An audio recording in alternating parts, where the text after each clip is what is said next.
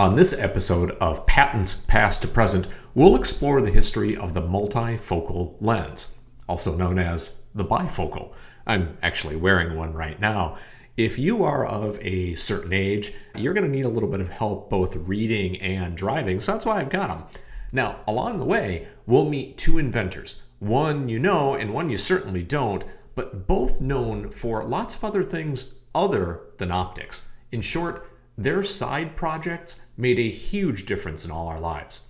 I'm Jason Voiovich. Let's step into the patent time machine right now.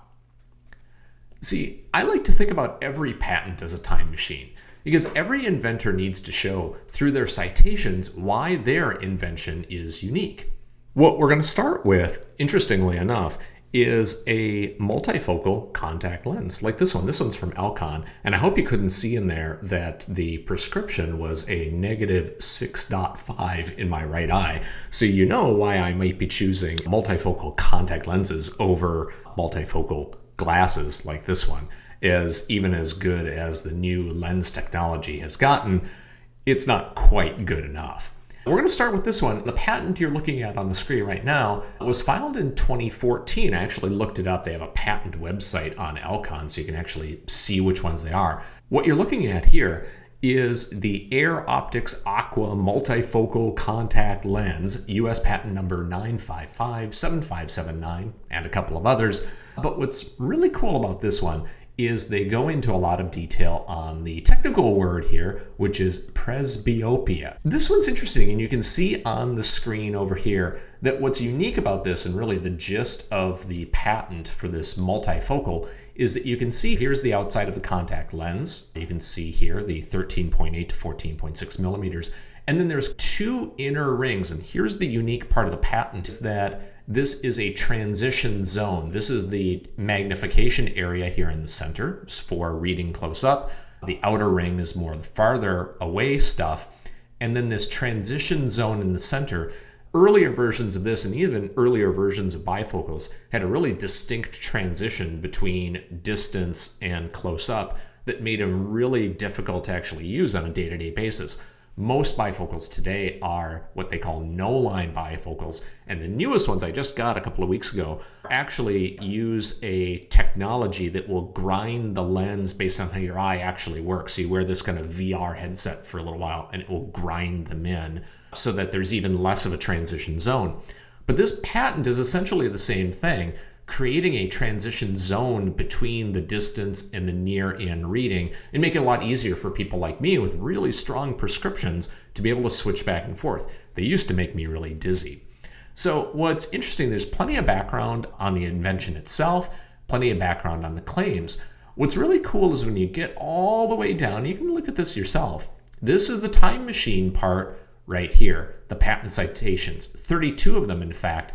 And these are all citations going back from this 2014 patent to 2007, 2004, 2003, the beginning of the millennium here, Bausch & Lomb, Johnson & Johnson, all of those kind of lenses going all the way back. But I think what's really cool is notice something here.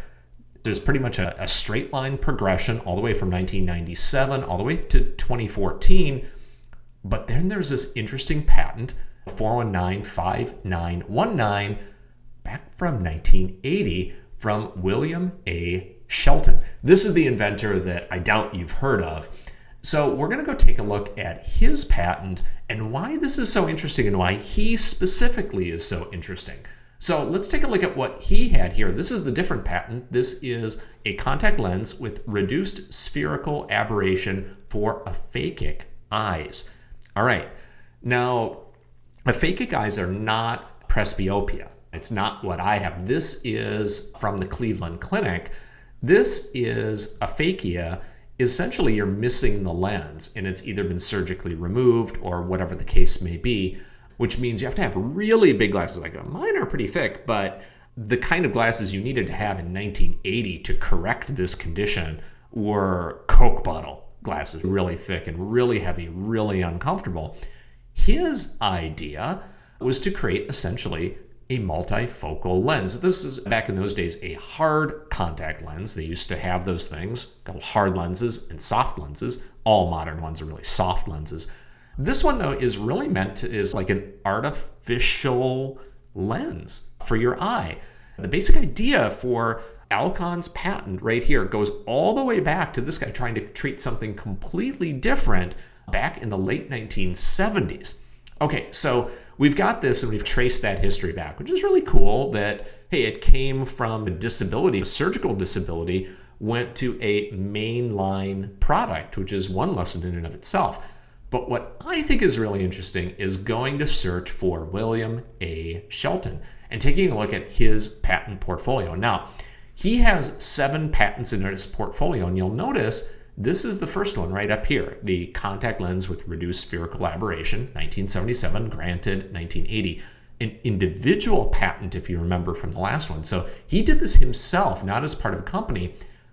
He went on to a career at Polaroid as an engineer, doing these are time delays for probes, for flash, for polishing, photographic illumination. So a lot of things as it related to light and it related to kind of vision, but more from the camera side. So he didn't go to Allergan or Johnson & Johnson and continue to work on contact lenses, although his patent is essentially, with a couple of exceptions, one of the very, very first people to figure this out as a side project, like a passion project for him, that essentially formed the foundation of the patent for all multifocal contact lenses thereafter.